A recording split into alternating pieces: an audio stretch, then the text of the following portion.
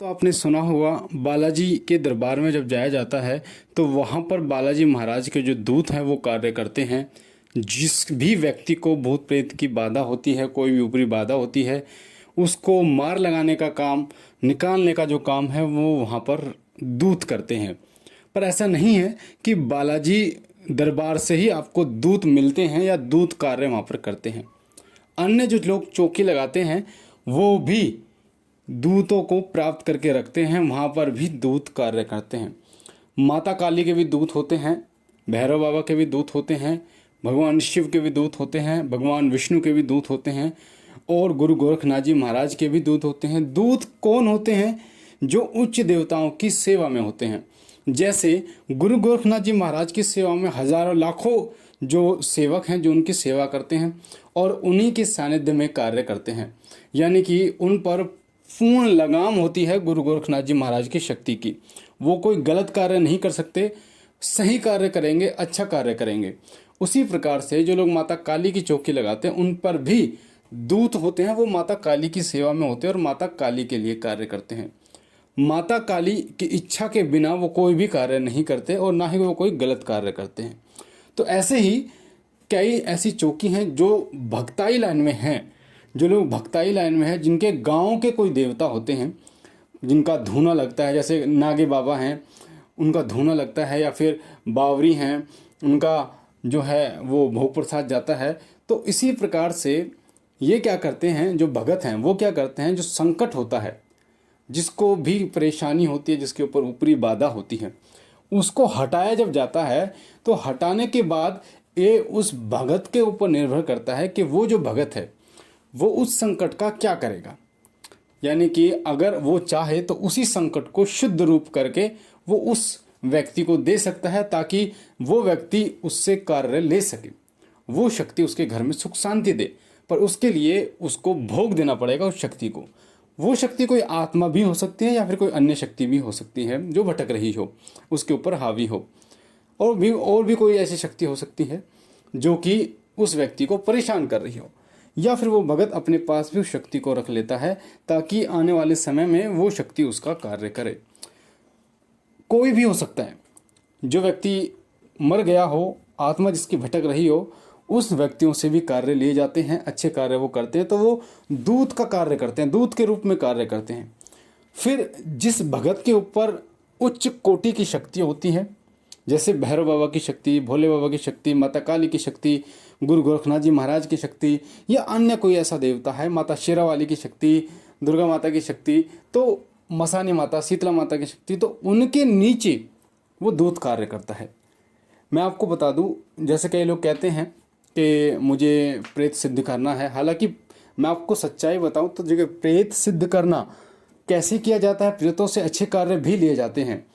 एक कहानी आपने सुनी होगी जरूर, गोस्वामी तुलसीदास जी की कहानी आपने जरूर सुनी होगी। जब वो सोच का पानी जो है वो एक बबूल के पेड़ में डाल दिया करते थे, तो उन बबूल के पेड़ से जो प्रेत था उसने गोस्वामी तुलसीदास जी महाराज को हनुमान जी को कैसे हासिल करना, उनकी भक्ति कैसे हासिल करना, उनके दर्शन कैसे कर सकते हैं, वो सारी चीज़ें बताया था, एक अच्छा रास्ता बताया था।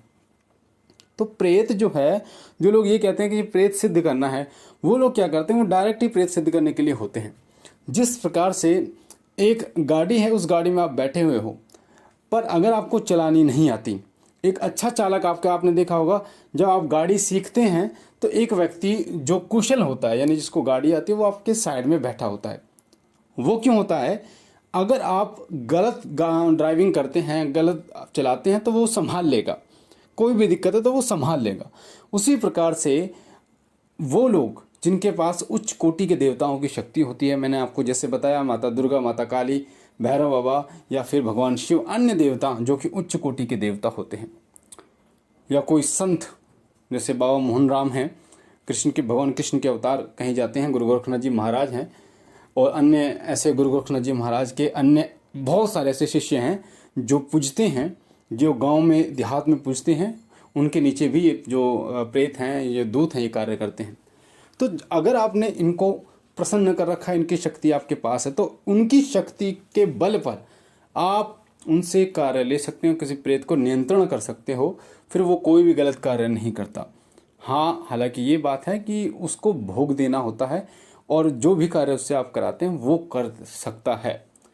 एक बात और मैं आपको बता दूं, वो जो प्रेत होता है, जो भगत रखते हैं, हालांकि वो एक आत्मा होती है जो भटकती रहती है, यानी कोई व्यक्ति मर गया इस तरीके, पर वो इतनी शक्तिशाली हो जाती है उस समय पर जब वो अच्छे कार्य करना शुरू कर देती है किसी देवता के अंडर। मैंने जैसे बताया, किसी उच्च कोटि देवता के नीचे जब वो कार्य करना शुरू कर देती है तो उसमें इतनी शक्ति आ जाती है, क्योंकि उनका सानिध्य भी उनको प्राप्त हो जाता है। जो उच्च शक्ति होती हैं उनका साथ भी उस शक्ति को प्राप्त हो जाता है, उनकी शक्ति भी उसको प्राप्त हो जाती है। तो वो प्रेतों को निकालने में भी सक्षम हो जाता है, उससे लड़ाई करने में भी सक्षम हो जाता है, उनको हराने में भी वो सक्षम हो जाता है, उनको मार लगाने में भी वो सक्षम हो जाता है, क्योंकि उच्च शक्तियाँ उनके साथ होती हैं। दूसरी बात, वो प्रेत, वो आत्मा फिर उस भगत को धोखा नहीं देती, क्योंकि उच्च कोटि की शक्ति उस भगत के पास है। अगर वो कोई भी गलती करने की कोशिश करता है या भगत को धोखा देने की कोशिश करता है, तो वो जो देवता है उनका, जो भगत का देवता होता है, वो उसको आगाह करता है, उसको बताता है, सावधान करता है और उसकी रक्षा भी करता है। तो ऐसा होता है प्रेत सिद्ध करना। और साथ साथ में जो भगत होते हैं वो इन शक्तियों को रखते हैं, संकट जो होते हैं उनको ठीक कर दिया उस व्यक्ति को, उसके बाद उस शक्ति को अपने पास रख लेते हैं। जब भी किसी व्यक्ति के शरीर से भूत प्रेत आदि को हटाया जाता है तो उसको स्थान दिया जाता है, कहीं रखा जाता है। ऐसा नहीं है कि आपने हटा दिया तो एक स्थान से तो आपने हटा दिया, पर जब उसके लिए दूसरा स्थान निर्धारित होगा तभी तो उस स्थान को छोड़ेगा। तो इसीलिए आपने देखा होगा, उतारे के द्वारा उस शक्ति को चौराहे पे बैठाया जाता है, उतारे के द्वारा उसको शमशान में बैठाया जाता है, उतारे के द्वारा अलग जगह पर जो है उसको बिठाया जाता है। और इसी प्रकार से जो भगत है वो अपने पास उसको बिठा लेते हैं, अपने पास उसको जगह दे देते हैं, जिससे वो उनका कार्य करता है। तो अगर आप भी भगत हैं या भक्ताई लाइन में आगे बढ़ रहे हैं, या आप सोचते हैं कि प्रेत सिद्ध करना है ऐसा है, तो इसकी सच्चाई आज मैंने आपको बताई है कि ऐसा होता है कि कोई भी जो प्रेत होता है वो उस पर नियंत्रण होता है उच्च देवता का। अगर आपके पास किसी उच्च देवता की बहुत बढ़िया शक्ति है, आपको वो सारी चीज़ें बताते हैं, आपके कान में आवाज़ लगाते हैं, आपको संकेत, मतलब बिल्कुल प्रैक्टिकल तरीके से आपको संकेत देते हैं, सारी चीज़ें आपको बताते हैं। यानी कि जब आप पूछते हो तब आपको बताते हैं, जब आप बुलाते हो उन्हें अपने शरीर में प्रवेश कराते हो तब वो आ जाते हैं तुरंत। तो ऐसी अवस्था में उनकी आज्ञा लेकर आप उन्हें वश में कर सकते हो, उनको उस संकट को दूत का कार्य दे सकते हो। तो जब वो दूत बन जाता है तो फिर वो अच्छे कार्य करता है, उसका भोग प्रसाद भी आपको देना होता है समय समय पर। फिर वो ऐसे ऐसे कार्य कर देता है जो आपने सोचे भी नहीं होंगे। वो आपके पूरे घर की रक्षा करने में सक्षम हो जाता है, मैं आपको बता दूं, क्योंकि उसको फिर उच्च शक्तियों का सानिध्य प्राप्त हो जाता है, उनकी शक्ति प्राप्त हो जाती है। क्योंकि वो जो दूत है फिर उच्च, जो आपका उच्च देवता है जिसकी आप उपासना करते हैं, वो भी उनकी शरण में सेवा शुरू कर देता है। और जब उन शक्तियों की सेवा शुरू कर देता है, उच्च शक्तियों की, तो धीरे धीरे उन्हें उच्च शक्तियों से शक्तियाँ प्राप्त होनी शुरू हो जाती हैं और इतना बल मिल जाता है कि वो बड़े से बड़े कार्य को करने में सक्षम हो जाता है। तो एक प्रेत, एक आत्मा, एक दूत जो है वो ऐसा नहीं होता बहुत कमज़ोर हो, बहुत शक्तिशाली होता है। तो इसीलिए इन चीज़ों को आपको समझना होगा कि प्रेत क्या है, कैसे किया जाता है, इससे कार्य कैसे लिया जाता है। तो ये चीज़ें जो है वो थोड़ी सी जटिल हैं, पर अगर उच्च देवता है आपके पास तो ही आप इन्हें संभाल पाओगे, साथ ही एक बहुत अच्छा गुरु आपके पास है। तो मुझे आशा है ये जानकारी आपको पसंद आई होगी। अगर आप पहली बार हमारे चैनल पे हैं तो आपके सामने जो लाल कलर का बटन है सब्सक्राइब का, उसे दबा के चैनल को कीजिए सब्सक्राइब, बेल आइकन को दबाइए, घंटे के निशान को, ताकि जो हम जानकारी डालें वो सबसे पहले आपको प्राप्त हो। हमारा नया चैनल, उसका लिंक डिस्क्रिप्शन में है, उसे भी सब्सक्राइब कीजिए, उसके साथ भी जुड़िए, ताकि भक्ति भक्ताई से जुड़ी जानकारियाँ, साधना मंत्र से जुड़ी जानकारियाँ आपको निरंतर प्राप्त होती रहें। मैं बाबा भोलेनाथ से विनती करता हूँ कि बाबा कृपा करें, आप पर कृपा करें, आपके घर पर कृपा करें, सुख शांति रखें आपके घर में, आपकी झोली भरे। हम मिलते हैं एक नई जानकारी के साथ, तब तक के लिए